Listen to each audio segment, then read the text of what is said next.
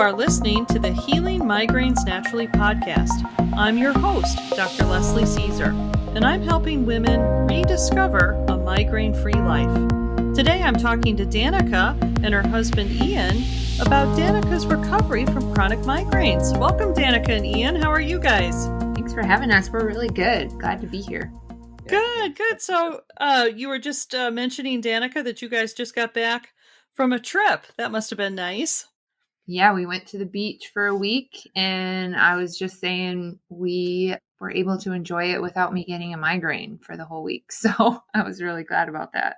Isn't that nice? I used to get really bad migraines in the sun too, and a week at the beach would have done me in Yeah. at one point in time too. So that's excellent. I'm really happy for you. Thanks. Well, why don't you, Danika, can you introduce yourself and Ian to our listeners? Yeah. So my name's Danika, and my husband Ian is here. And we have two kids, a girl who is 7 and a son who is 5. And we also are foster parents. So we've had 3 different placements since we've been licensed. Yeah, you guys really have your hands full. Yeah. And I started getting chronic migraines. Well, they didn't start off as chronic, but I started getting them more in college. And then when I graduated and started teaching high school, I started getting them more and more where they were affecting my work. So tell me more about what your symptoms were like after your children were born. Yeah, so they went away with my first pregnancy, but then they came back more severely after I gave birth. And then they just continued to get worse. Like I had them throughout the second pregnancy, and then I got postpartum after our son was born. So it was just all sorts of things. But my symptoms mainly were like I get this building pressure. It's like a band around my head.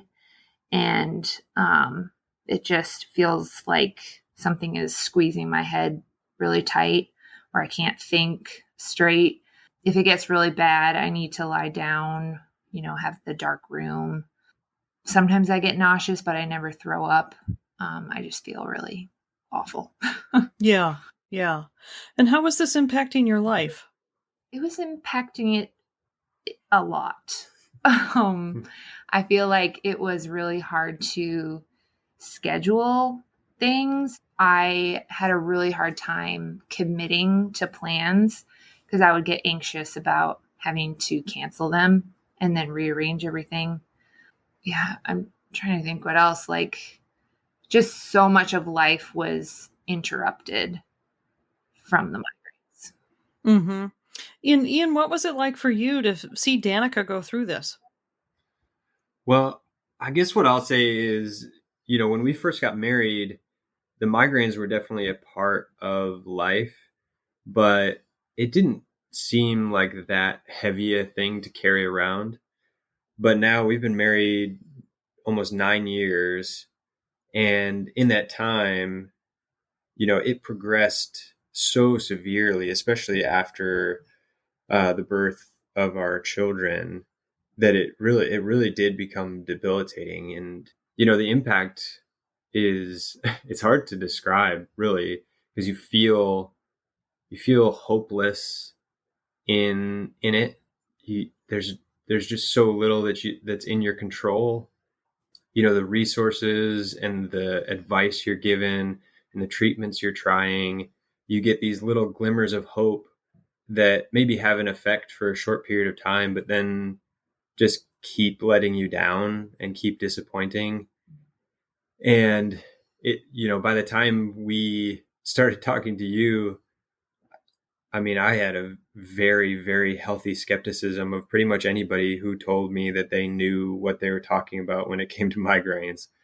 So, yeah, but on a daily level, the impact was severe, because there would be, weeks where Danika would have migraines every day, every other day. And, I like to say, it's almost like single parenting, only a little bit heavier, because you're not only having to manage your job, manage your children, get food on the table, make sure everybody's where they need to be, but you're also providing care for, the person you love most in the world who's hurting. And, you don't have the words to say, you don't have any advice. You don't, it's just, you're praying with them and giving them encouragement. But at the end of the day, it just feels hopeless. Yeah, and Danica, what was it like for you knowing that Ian was, uh, you know, having to, almost single parent? What was that like for you? Yeah, so we've talked a lot about the struggle of that, being in a place where you kind of are forced to not do anything. And I really have struggled with guilt, feeling like I am not doing enough, and just worrying that Ian is just overwhelmed or too exhausted, and I'm trying to think of like how I can support him better and what he needs, but also not being able to do what I normally do. So it's just all around not a great feeling. Yeah. Do you feel like your kids knew that you were suffering, Danica? Do you feel like they knew? Yeah, they're very aware. I mean, oftentimes they'll see me like lay on the couch and be like, "Mommy, do you have a headache coming on?" And the one positive to it is I feel like our kids have grown in compassion and sensitivity. Like my kids will come up and ask if they can brush my hair or, rub my head, or they'll bring me the food that I need. So they have really stepped up in that way. That's nice. That's nice. So, Ian talked about how he was kind of skeptical because you guys have been let down so many times with different medications. Yeah. Um, do you want to talk a little bit about some of, like your experience on medications? Sure. I feel like when we came to you, we had tried it all. I was constantly researching and looking through Facebook groups and like what everyone had tried. I started off, the first medication I was prescribed was sumatriptan. And so that worked for a while. I thought it was a lifesaver, but then I was having to take more and more of it. And then that moved into daily preventatives, which again, I thought like, oh, this is going to be a lifesaver. Started with one, and then eventually I was on 4 different ones. I went to a naturalist chiropractor person who Ian actually had gone to him as a chiropractor, and Ian told the guy like, yeah, my wife struggles with chronic migraines, and he was like, oh, I work with patients all the time who have that. Like, I can definitely get those gone for her. And spent so much money going there, didn't see results. I did Botox. I went to a headache institute and worked with my doctor was the founder of that place, and just did not see the results that I wanted. It just felt like I kept having to take more medicine. And especially there, I felt like everything I was doing was wrong. And so then I had like that added stress to kind of this health path, if I'm explaining that. They made you feel like everything you were doing was wrong? Yes. That specific, and it built on itself, that specific instance. I think Danica carried a little bit of stress already about like the amount of medication that she was using and how to use it correctly and keeping track of it. And I mean, I can remember specifically going and visiting that doctor. She was a little bit gruff, and straightforward in a good way, but also just like no nonsense. which didn't mesh well with Danica. And I can remember her like crying in the car before we would go in and visit this woman. And, she had good advice for some specific things, but just not a great bedside manner. And ultimately, it would be a temporary fix. Mm-hmm. Mm-hmm. Yeah. And she often praised it like, if you do these exact things, your migraines will go away. So then I felt like, okay, I'm not doing those things well enough. And so then I would just feel like such stress. And yeah, it was very Mm-hmm. Mm-hmm. Like if you made one small misstep, the whole thing exact. would come crashing down. Yep. Mm-hmm. Okay, gotcha. Ian, I want to ask you because most men are very problem solving oriented and kind of just, if there's a problem, let's tackle it, let's get it fixed, get the problem solved. Are you like that? Yeah. I've definitely had to grow in my compassion, and it's not my, especially migraines is something you can't see, you can't measure it.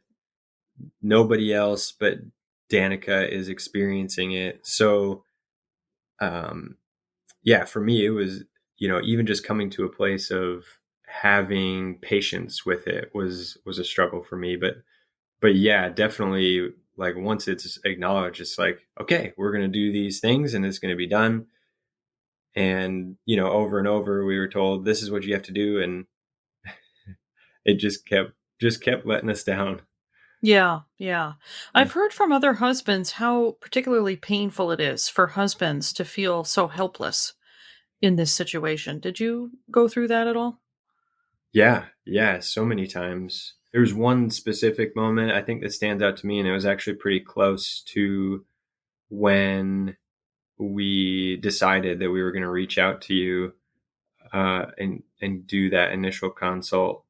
And so Danica has a fear of needles, and we had gone through every single thing. It felt like trying to get rid of these migraines, and Botox was one that we had stayed away from because Danica would be in getting a blood draw and she would pass out, Yeah. and it carried a lot of anxiety. But we finally decided, okay, the doctors had suggested it enough times, it felt like, well, we've got to try it. And I can remember sitting in the doctor's office, and Danica was prescribed something to keep her anxiety down. So she had taken that, and she wasn't in her full faculties. And I would always go with her to her appointments because it did carry so much anxiety.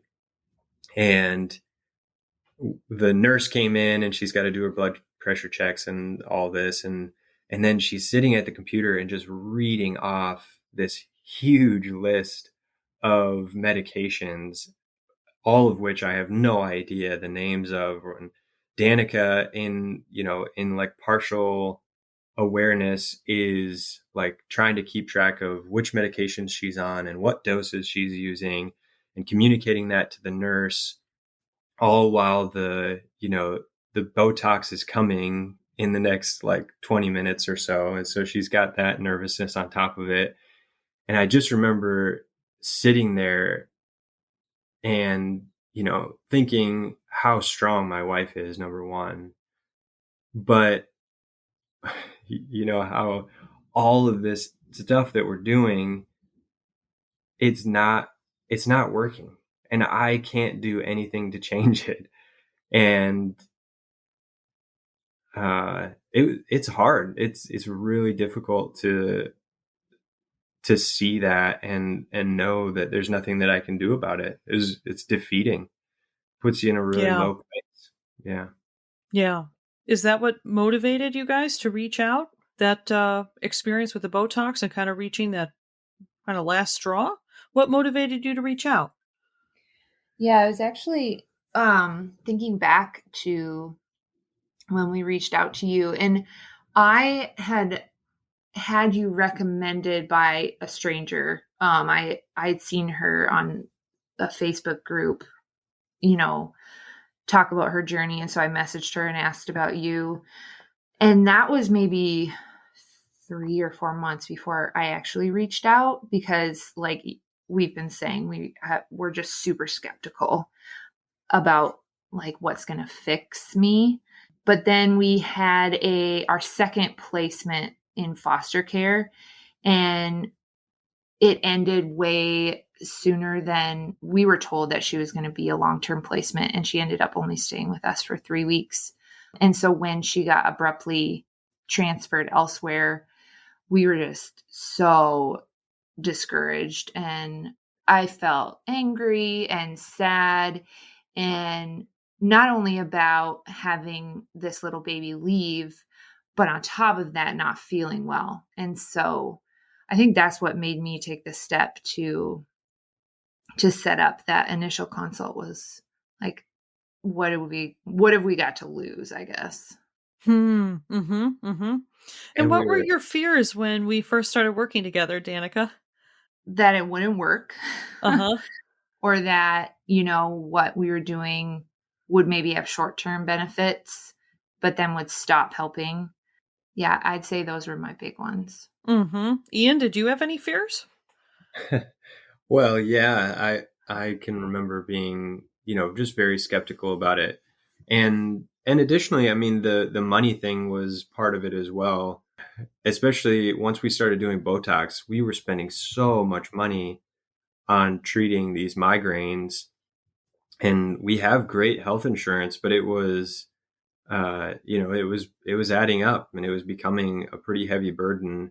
And so reaching out and knowing that it was going to be something that we were going to have to cover the cost for, we wanted some pretty good confidence that this was going to be worth our time and money. But especially after that first interaction and hearing the understanding that you have and the approach that's just so different than everything else that we've done and heard, and the advice even in that one interaction, it was like no brainer. This is definitely something that we need to do. Mm-hmm. Interesting. It's very interesting to me to hear that from you guys, because we started working together in September Yep. last year, 2021. So Yeah. about 10 months. Mm-hmm. What's your experience been, Danica? What's it been like for you to actually work on restoring your health, right? Because that's really what I'm helping my clients do, is restore their health so that their body doesn't generate the migraines anymore. So what has that experience been like for you? I'd say it's been an emotional roller coaster. I wanted to restore my health quickly, and it has not been quick. So I've been surprised by how it often has felt like 3 steps forward, 2 steps back, where like I'm feeling well and then I'll get a flare of migraines. And when I'm feeling well, it's like, okay, I'm hopeful. I'm seeing little bits of progress. Then I'll go like a week of being in a flare of migraines, and I'm immediately like brought back to that skepticism, that anxiousness. And so it was like that over and over again, like having those flares, having to have Ian like be hopeful for me and encourage me, talking to you a lot and you giving me good advice. But yeah, it's been a roller coaster.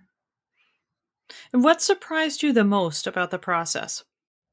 I think I wasn't expecting to learn so much about my body, because most of the experiences I had were like, okay, this is how you're feeling. This is a good medication for it. Or, try this, and not understanding, okay, this is probably why your body is generating that pain, and what are some ways to get to the root of that. And so Mm-hmm. I really enjoyed in our weekly calls, like you answering questions and then basically teaching me. I felt like I was a student, and that was really helpful. Good, good.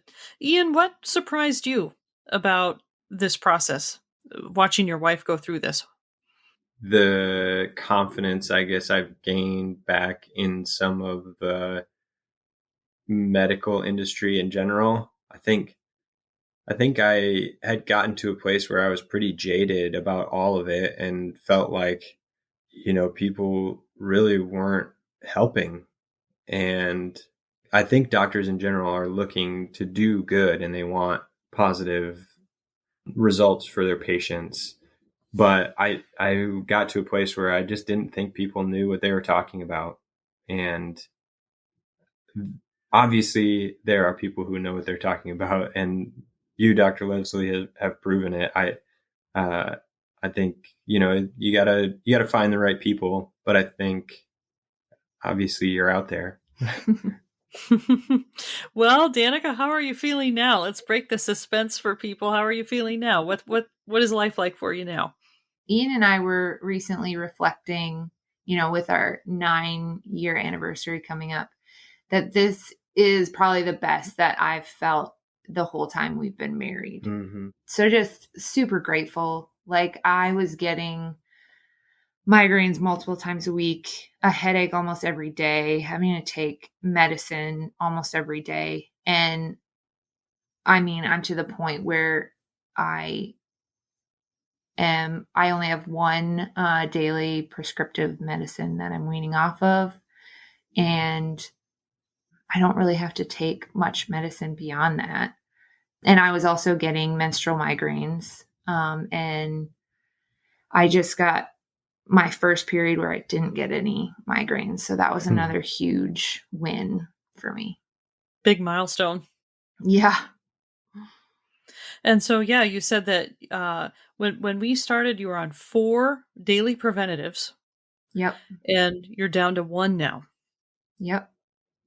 And looking to get off that one too. Currently weaning down on that one.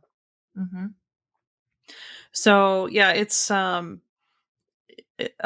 working with chronic migraine sufferers, the amount of medication that is required to suppress chronic migraines, it's staggering. Yeah. Yeah, it really is. Yeah. I mean, when we started working together, you were on a lot, 4 daily preventatives. Mm-hmm. It still kind of punches me in the gut, when I see this. Plus lots of abortive meds and sleep aids and you name it. Anxiety medication. Yeah, anxiety medication, right. Yeah. You were on the full cocktail for sure. Mm-hmm.